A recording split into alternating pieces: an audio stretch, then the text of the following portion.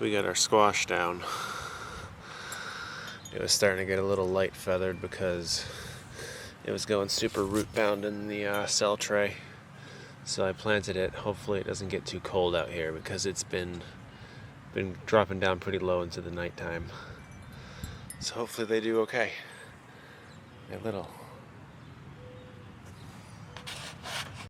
Look at the roots on these beans. Forget which ones these are. The garbanzos. Yeah, looking good. It's gonna rain, so I gotta get this done.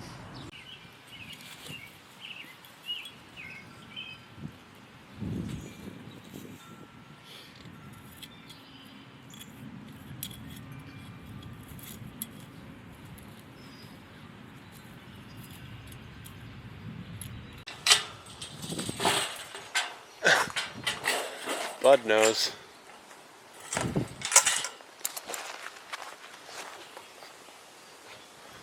Hi, babe. Hi, look at you, little love. Look at you, little love.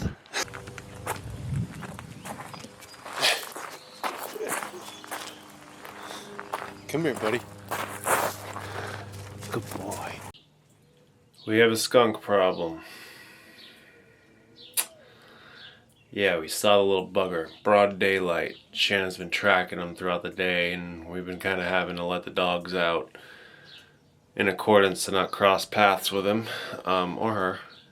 But, yeah, that's been a little stressful. I'm looking to really capitalize on this time. It's going to be the first day of the year that it's going to be above 80 degrees, so that's a huge advantage that we need to, jump on. So I got everything watered in the greenhouse today. I'm a day ahead. It's Thursday.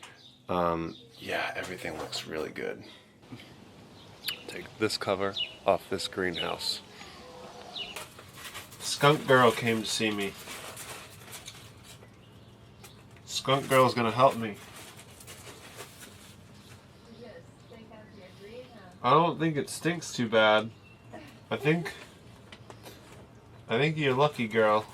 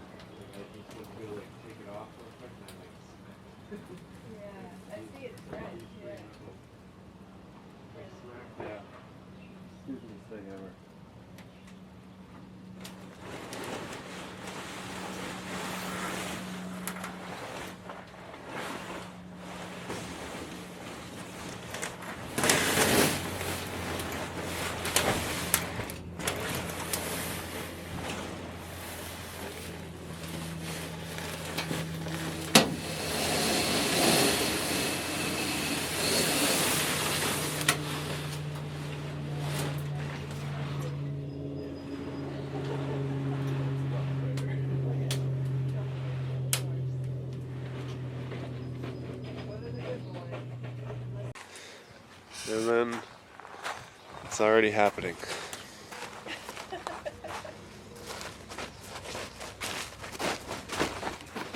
You stink.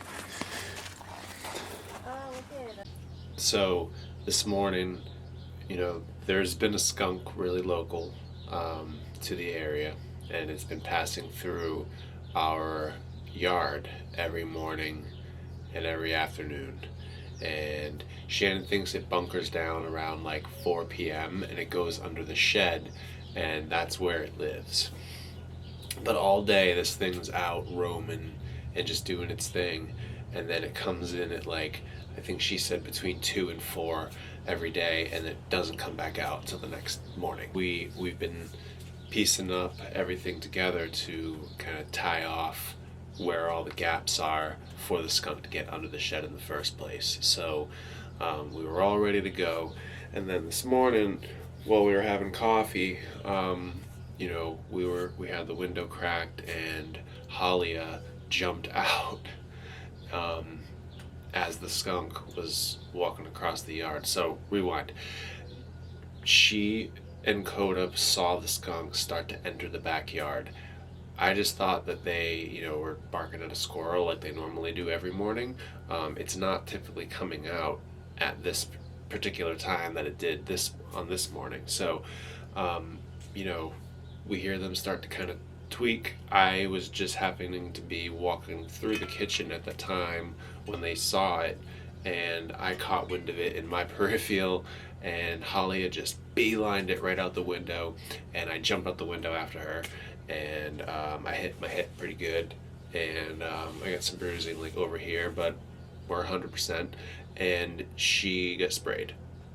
She got blasted right in the face, took it like in the eye, right ear, and all down to the right side of her face, and she shook it off, and I didn't see it because I think I was in like fight or flight, but Shannon said it was bright yellow. I don't know what you guys know about skunks. I've never had an interaction like that. I've seen tons of deer. We've had interactions with snakes on hikes with them before, but never a skunk. And I cannot believe it happened and went down this way, because we were totally planning on fixing the issue this morning once we saw it leave, and go figure. So Coda was a good boy. He did not leave the window. He was definitely hyped up, but I was already walking through the kitchen, like I said, and Halia just boom, took off, and I jumped out after her, and I couldn't get to her in time. And I'm lucky I didn't get sprayed, but I think she just took the brunt of the impact. Yeah, I could hear the velocity of when it actually released the spray. I don't know what anybody that's following my channel knows about skunks, but yeah, I guess we got a new experience for when we enter kind of our next chapter of our lives.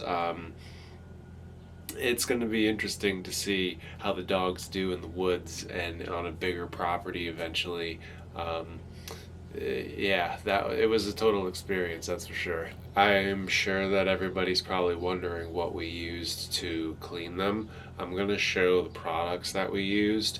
I hear mixed things in the tomato bath method, but to my knowledge, I don't believe that it actually works.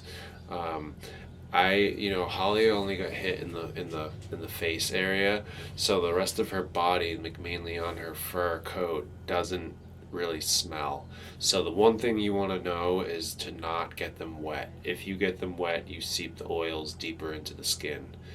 We separated the dogs because Coda, like I said, he didn't get sprayed. He didn't leave the kitchen, but yeah, made sure that while she was drying off, it wasn't transferred onto him. We had to keep her outside all day, which go figure.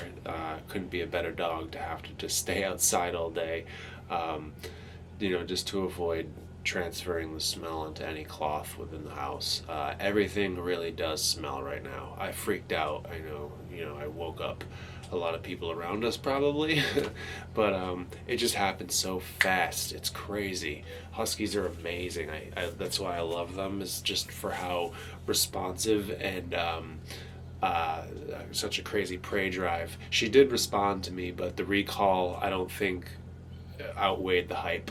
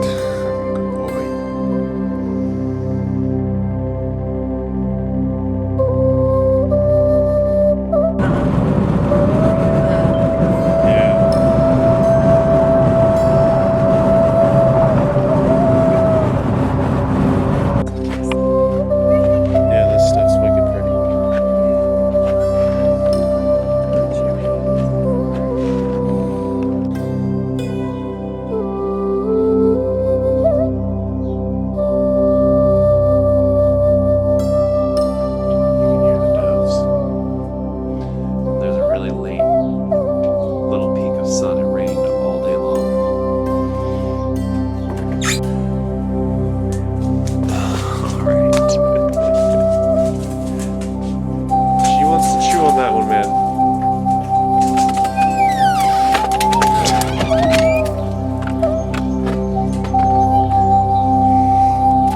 What? Dad cut it for you. I know. Look at. Doesn't it feel so much better? You can see again. It's nice, right, babe? These people that drive this every day.